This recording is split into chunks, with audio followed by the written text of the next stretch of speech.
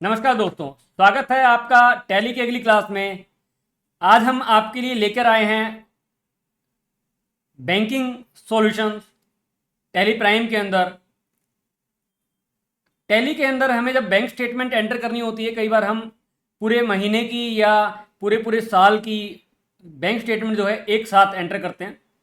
तो उस bank statement को एंटर करते वक्त हमें मैनुअल एंट्रीज करनी पड़ती हैं। उन मैनुअल एंट्रीज को आप मैनुअल ना करके ऑनलाइन स्टेटमेंट्स को अपलोड भी कर सकते हैं। अगर आपके पास एक्सेल फॉर्मेट के अंदर बैंक स्टेटमेंट अवेलेबल है तो आप उसको अपलोड कर सकते हैं और उसको मैनुअल से ऑटोमेट पे ला सकते हैं। उससे आपका काफ़ी समय बचने वाला है। तो वही कैसे हम टैली के अंदर कर सकते हैं वो आपको बताने के लिए आज की क्लास में हम आपको बताने जा रहे हैं। तो आइए लेकर चलते हैं आपको। जैसे आप देख रहे हैं स्क्रीन पे मैंने टैली को ओपन किया हुआ है। मैंने इसको एक बार मिनिमाइज कर दिया और मैं आपको दिखा रहा हूँ। यहाँ पे मैंने एक बैंक स्टेटमेंट जो है एक्सेल फॉर्मेट में डाउनलोड करके रखी हुई है। ये आपको दिख रहा है तो बैंक स्टेटमेंट है।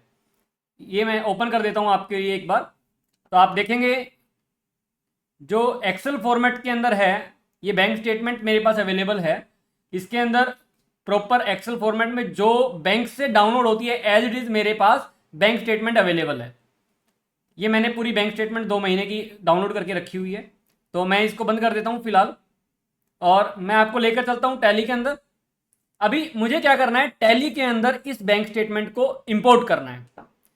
लेकिन उसे इंपोर्ट करने के लिए टैली की के अंदर बैंक स्टेटमेंट को इंपोर्ट करने के लिए मुझे क्या करना जरूरी है। सबसे पहले मुझे जो मैंने एक लेजर बनाया होगा बैंक का, फॉर एग्जांपल मैं ऑल्टर में चला जाता हूँ। मैंने लेजर ऑलरेडी बनाया हुआ है। तो लेजर में मैं गया, लेजर के अंदर एक एचडीएफसी बैंक का लेजर है मैंने बनाया हुआ है। इसके अंदर आपको सबसे पहले तो जो बैंक है, ये जो बैंक नेम मैंने डाला हुआ है ऑलरेडी एचडीएफसी बैंक, आपको इसको सिलेक्ट करना ज़्यादा जरूरी है।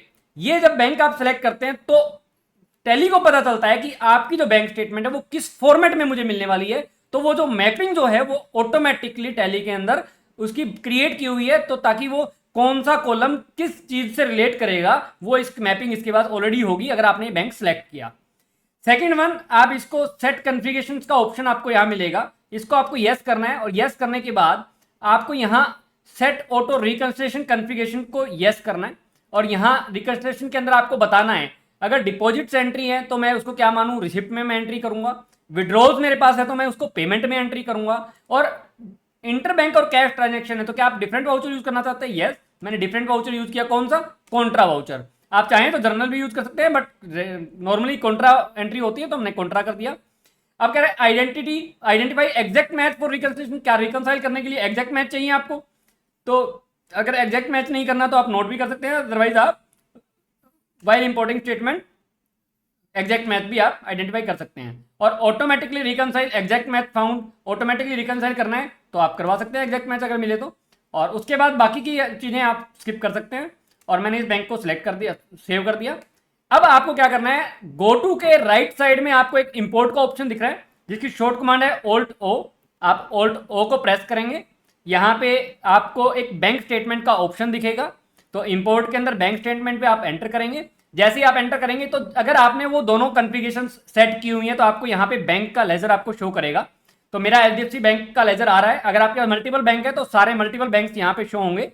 एचडीएफसी, आईसीआई, एसबीआई, जो भी बैंक आपका है वो यहाँ शो होगा अगर आपने कॉन्फ़िगर किया हुआ है। तो उसमें से आप जिस बैंक की स्टेटमेंट अपलोड करना चाहते हैं उस बैंक को सिलेक्ट करेंगे। मैंने सिलेक्ट किया। उसके बाद ये आपसे पूछना चाह रहा है कि आपकी जो बैंक स्टेटमेंट है वो कहाँ पे आपने रखी हुई है। तो मैंने डेस्कटॉप पे रखा हुआ, तो देखो मेरा जो पाथ है वो डेस्कटॉप ऑलरेडी सिलेक्टेड है। अगर आपका पाथ कुछ और सिलेक्टेड है तो आप यहाँ से डेस्कटॉप सेलेक्ट कर सकते हैं। फॉर एग्जांपल मैंने आप कर दिया, देखो डेस्कटॉप, वापसी मैंने डेस्कटॉप सेलेक्ट कर दिया। अब ये पूछ रहा है आपसे फाइल का टाइप। देखो फाइल का टाइप में आप CSV फाइल भी आप अपलोड कर सकते हैं, डिलिमिटेड भी कर सकते हैं, कोई एक्सपोर्टेड फाइल और है तो आप वो भी कर सकते हैं। बट आप एक्सेल फाइल अपलोड करना चाहते हैं तो मैंने इसको एक्सेल को सिलेक्ट किया। एक्सेल सेलेक्ट करने के बाद मेरे पास जो फाइल है वो मेरे पास, मैंने यहाँ शो मोर किया, ये शो नहीं कर रहा था। तो मेरे पास जो फाइल अवेलेबल है वो XLS के अंदर है। तो ये वाली फाइल मेरे को आपको दिखी, शो, देखो शो लेस था तो मेरे पास ये फाइल नहीं आ रही थी। तो मैंने शो मोर किया तो मेरे पास फाइल अवेलेबल हो गई। मैंने इस फाइल पे एंटर किया। तो अब ये क्या कर रहा है, this section will import the file, however this file might have already been imported, do you want to import again. तो हमें क्या करना है, यस बोलना है और इसको शो प्रीव्यू दिखाना है, यस प्रीव्यू दिखा दे। और मैंने क्या किया, the account number in bank does not match with the in the bank ledger. तो बैंक लेजर में जो आपने अकाउंट नंबर डाला हुआ वो मैच नहीं कर रहा, तो इंपोर्ट एक bank statement with matching account details, that's why कर नहीं रहा। तो मैं एक काम करता हूँ, बैंक अकाउंट जो मेरा नंबर है वो मैं चेंज कर देता हूँ। मैं देख लेता हूँ बैंक अकाउंट नंबर क्या है मेरा इसके अंदर।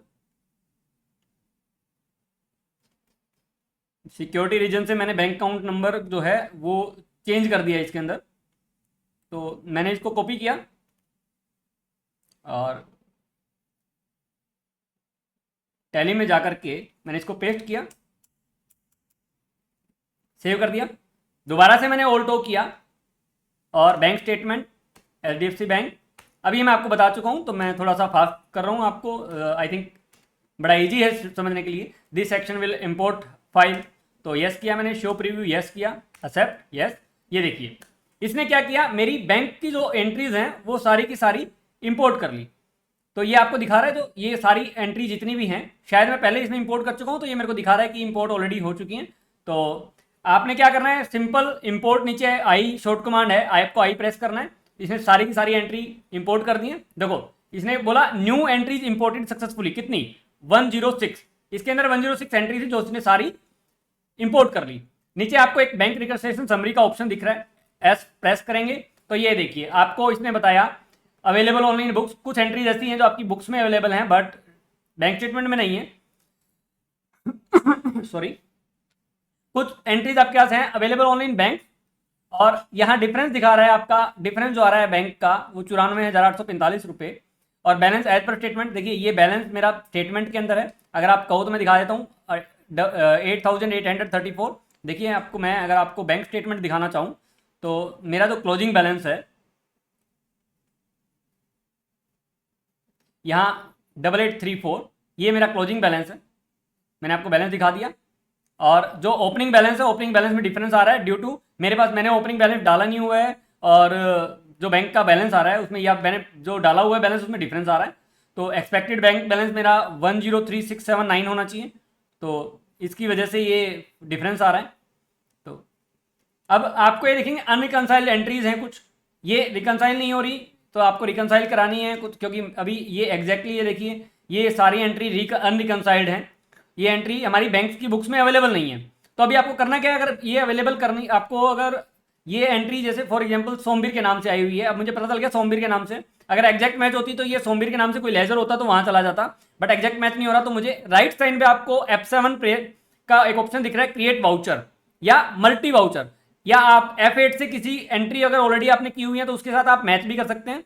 फॉर एग्जाम्पल आपने एक 40,000 की एंट्री की हुई है किसी और नाम से, एग्जैक्ट मैच नहीं हुआ तो वो यहाँ पे मिसमैच दिखाएगा। आप F8 में जाके बोल दीजिए ये इस एंट्री के साथ मैच कर दीजिए, तो ये टैली आपको मैच भी कर देगी। बट मुझे ये 40,000 की एंट्री मेरे पास अवेलेबल नहीं है, तो मैंने क्या किया, F7 किया, एक नया वाउचर क्रिएट किया, और मैंने क्या किया, मैंने ये सोमवीर वाली एंट्री है, तो जैसे मैंने सोमवीर का नाम सर्च किया, सोमवीर का नाम नहीं है, बट मुझे पता चला ये मैंने एंट्री जो है मेरी जो आदित्य एंटरप्राइज को गई है, तो मैंने आदित्य एंटरप्राइज को सिलेक्ट किया। देखो मुझे अमाउंट वगैरह कुछ नहीं डालना, अगेंस्ट रेफरेंस कोई बिल वगैरह है तो आप डाल सकते हैं, वरना ऑन अकाउंट कर सकते हैं, और आपको सिर्फ सेव कर देना है। आपको इसमें बैंक नहीं एंटर करना पड़ा, आपको अपनी पार्टी का नाम नहीं डालना पड़ा। तो जैसे जैसे एंट्री है सारी की सारी एंट्रीज आप एक साथ कर सकते हैं, और जैसे जैसे आप एंट्री करते जाएंगे, या आपको मैच करना है तो आप रिकंसाइल कर सकते हैं। फॉर एग्जांपल ये एंट्री आपको रिकंसाइल करनी है, फॉर एग्जांपल अगर सेम अमाउंट की कोई एंट्री आ रही है, जब फॉर एग्जांपल मैं देख लेता हूँ, देखिए यहाँ पे मेरे अवेलेबल ओनली बुक्स है, और यहाँ पे फॉर एग्जांपल यहाँ पे जैसे मैं एंट्री देखता हूँ अगर विड्रॉल्स में,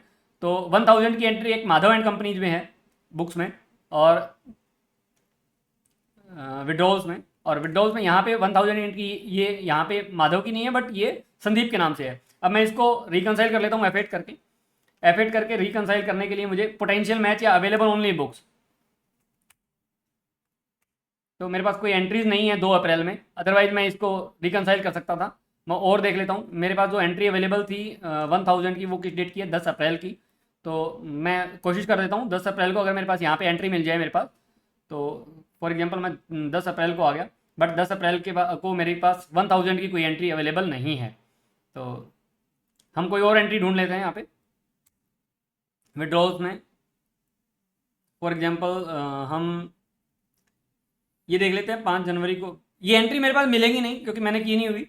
तो आप चाहे तो यहाँ से एंट्री कर सकते हैं डायरेक्ट, मैंने आपको एंट्री करना सिखा दिया है F7 में जाके, या F8 में आप रिकनसाइल कर सकते हैं। आप रिकनसाइल करने की कोशिश करें, अगर आपको रिकनसाइल करने में कोई दिक्कत आए तो आप मुझे अपने कमेंट्स में बताएं, मैं आपको रिकनसाइल करके भी दिखाऊंगा अगर आपको कोई प्रॉब्लम आएगी। बट आप खुद से रिकनसाइल करके देखें, बड़ा ही इजी वे टैली ने दिया है। टैली प्राइम 6.0 में ये ऑप्शन बड़ा प्यारा दिया हुआ है, जिसके अंदर आपको बैंक रिकनसाइल भी करके दे रहा है, और स्टेटमेंट भी, बैलेंस भी। मैंने ओपनिंग बैलेंसेज अलग डाले हुए हैं, दैट्स वाई ये डिफरेंस आ रहा है। मैं आपको फॉर एग्जाम्पल दिखा भी देता हूँ। देखिए, मैंने HDFC बैंक खोला और मैं स्टार्टिंग से खोल लेता हूँ, मेरे पास कहाँ ओपनिंग बैलेंस आ रहा है। मैंने ओपनिंग बैलेंस कुछ डाला नहीं हुआ, बट मैंने एंट्रीज इतनी की हुई हैं जो एंट्रीज गलत हैं, जिसकी वजह से ये मेरे पास सारी की सारी एंट्रीज गलत शो कर रहा है, मतलब बैलेंस जो है डिफरेंस आ रहा है, क्योंकि मैंने ये टैली आपको सिखाते हुए मल्टीपल एंट्रीज की हुई हैं, और जो बैंक अकाउंट की स्टेटमेंट मैंने उठाई है वो अलग एंट्रीज हैं।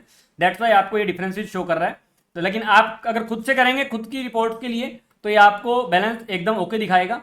और आई थिंक ये बैंक स्टेटमेंट अपलोड करना और आपको एंटर करना बड़ा ही फायदा देने वाला है। तो आप इसके ट्राई कीजिए। किसी को अगर कोई दिक्कत आती है, अगर आपको नहीं समझ आया, तो आप मुझे कमेंट करिए, और जो जहां आपको प्रॉब्लम आती है वो आप मेरे को कमेंट्स में बताइए, मैं आपको इसका प्रॉपर सॉल्यूशन भी अगर दूंगा। लेकिन मैं चाहता हूं आप इसको देख के पहले खुद से करने की कोशिश करें, जो जो प्रॉब्लम्स आए मुझे शेयर करें, उन प्रॉब्लम्स के बेस पे मैं जितनी आपको जरूरत पड़ेगी मैं उतनी वीडियोज आपको बना के दूंगा। तो आज के लिए इतना ही, धन्यवाद। मिलते हैं अगली क्लास में, तब तक के लिए नमस्कार।